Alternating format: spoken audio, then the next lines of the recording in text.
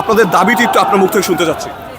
আমাদের দাবি হলো হাদি ভাইয়ের হত্যাকারীকে বাংলাদেশের জমিনে যথাযথ শাস্তির আওতায় আনতে হবে। যতক্ষণ না হাদি ভাইয়ের হত্যাকারীকে বাংলাদেশে এনে যথাযথভাবে শাস্তি না দেওয়া হচ্ছে ততক্ষণ পর্যন্ত আমাদের দাবি আদায় হবে না।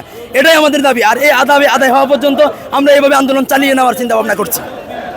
আজকে আপনারা এখানে জড়ো হচ্ছেন, আপনাদের মূল পরিকল্পনা একটু শুনতে যাচ্ছিলাম। আমাদের মূল প্রস্তাব এটাই যে হাদি ভাইয়ের হত্যাকারীকে বাংলাদেশে এনে ফাঁসির আওতায় আনতে হবে। তাকে বাংলাদেশে এনে তার হাদি ভাইয়ের হত্যাকাণ্ডের বিচার করতে হবে। আর অনেকেই ধারণা করছেন, আল জাজিরা সংবাদ থেকে অনেকে ধারণা করছেন যে হাদি ভাইয়ের হত্যাকারী পালিয়ে নাকি ইন্ডিয়ায় চলে গেছেন। যদি ইন্ডিয়ায় যেয়ে থাকে তাহলে এটা খুবই দুঃখজনক এবং লজ্জাজনক বিষয় যে আমাদের দেশের বিডিআর থাকতে, আমাদের দেশের বিজিবি থাকতে ও হত্যাকারী কিভাবে বাংলাদেশ থেকে পালিয়ে ইন্ডিয়া চলে যেতে পারে। এটা আইনের যথাযথ সহায়তা ছাড়া এইভাবে একটা খুনি কোনোভাবে চলে যেতে পারে না। তার মানে হলো এটার সাথে আমাদের দেশের আইন শৃঙ্খলা প্রশাসন সব এর সাথে জড়িত আছে। যদি না থাকে তাহলে তাদের এতক্ষণে উপযুক্ত তারা যথাযথ প্রস্তুতি নিত এটার জন্য এবং যথাযথভাবে তারা এটার বিচারের ব্যবস্থা করত।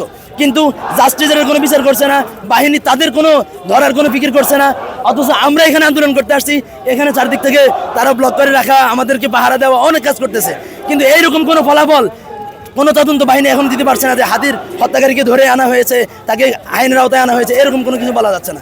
এখানে দেখেন আমার গলা ভেঙে গেছে। আমরা সকাল থেকে একদম ফজরের নামাজ পড়ে, আমি ফজরের কিছুক্ষণ পরে এখানে চলে আসছি। আমার আগেও অনেক ভাই আসছে, অনেকে নাকি রাতেও চলে আসছে।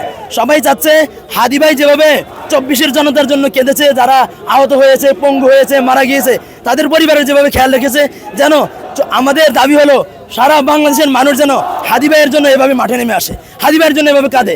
কারণ তার জন্য এভাবে আমাদের কাঁদা এটা তার হক, কারণ সে আমাদের জন্য এভাবে কেঁদে